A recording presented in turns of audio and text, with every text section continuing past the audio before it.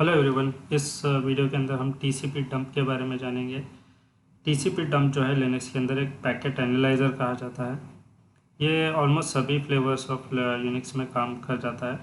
अगर हमें कुछ पैकेट्स अगर कैप्चर करने हैं और बाद में उसे एनालाइज करना है तो हम टीसीपी डंप का इस्तेमाल कर सकते हैं। फॉर एग्ज़ाम्पल कॉन्फ़िग, आपको जो भी इंटरफेस का, नेटवर्क इंटरफेस का अगर पैकेट्स कॉपी करने हैं, फॉर एग्जांपल मैं इसका करता हूँ टीसीपी डंप -i। यहाँ पर मैं नेटवर्क इंटरफेस डाल देता हूँ। जैसे कि मैंने आपसे पहले भी कहा है कि मैं वाईफाई कनेक्ट किया हूँ। अगर आप यहाँ पर अपने लैन केबल कनेक्ट किया तो ETH0 ETH1 जो भी आपका है वो आप यहाँ पर लगा सकते हैं। मैं ENS33 लगा रहा हूँ, एंटर। तो जब आप ये कमांड एग्जीक्यूट करोगे विदाउट एनी ऑप्शन तो ये सारे पैकेट्स को कैप्चर कर लेगा। अब ये कमांड एग्जीक्यूट हो रहा है। -i जब आप रन करते हो इस तरह से तो आपको एक पर्टिकुलर इंटरफेस देने का मौका मिलता है। इससे इस ऑप्शन से आप ये इंटरफेस लगा सकते हो, ETH0 या ETH1 कुछ भी आप लगा सकते हैं -i के साथ।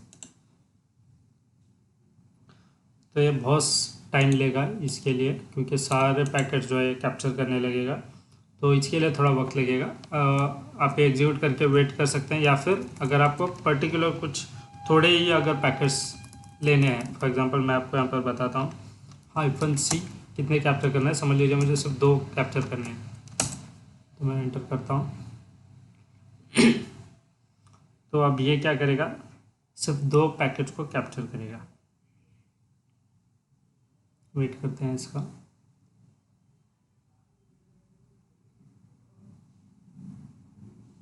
ये थोड़ा टाइम ले रहा है, इसलिए मैं वीडियो को पॉज कर देता हूँ, और जैसे ही ये रिज़ल्ट दिखाएगा मैं वापस एनेबल करता हूँ। आप देख सकते हैं कि ये 2 पैकेट्स कैप्चर कर लिया है, और ये यहाँ पर दिखा रहा है कि 0 पैकेट्स ड्रॉप्ड। अब समझ लीजिए कि आपने कैप्चर तो कर लिया है, लेकिन अब आपको देखना है कि ये पैकेट जो हमने ऑलरेडी रिसीव कर लिया है, कैप्चर कर लिया है, इसको हम देखना चाहते हैं। तो हम एसके मोड में भी देख सकते हैं इसको। सबसे पहले तो मैं आपको दिखाना है एसके मोड में कैसे दिखता है। तो ये थोड़ा वक्त लेता है एग्जीक्यूट होने के लिए, तो हमें थोड़ा वेट करना पड़ेगा कुछ सेकंड्स का।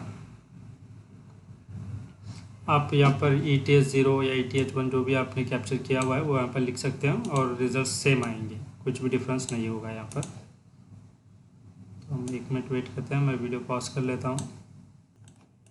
आप देख सकते हैं जो कि यहाँ पर रिजल्ट्स आ रहे हैं, ये सारे पैकेट्स के रिलेटेड इन्फॉर्मेशन है जो ये कमांड रन करने के बाद यहाँ पर दिखा रहा है।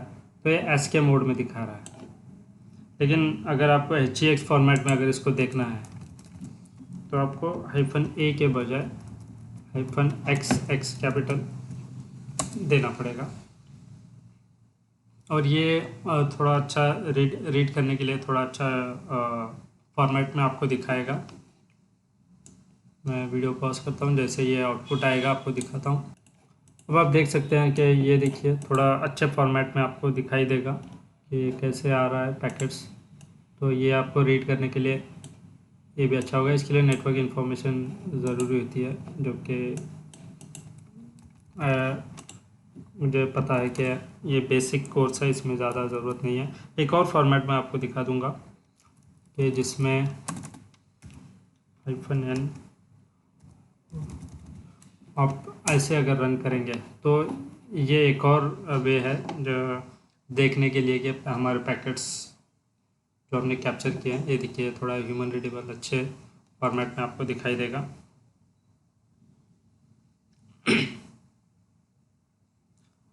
आप कोई आउटपुट को जो है सेव भी कर सकते हैं किसी फाइल के अंदर। अगर समझ लीजिए कि आपको यहीं पर नहीं देखना है बल्कि किसी फाइल में सेव करना है, तो आप कुछ भी एक फ़ाइल बना सकते हैं, जैसे कि data.pcap, और इसके बाद जो है TCP डंप आप -r लगा दीजिए, स्मॉल r, और टीटो.की की pcap अगर रन करेंगे तो ये जो आपका डिटेल्स है वो इस फाइल के अंदर चले जाएंगे, फिर आप लेटर इसको फाइल को देख सकते हैं।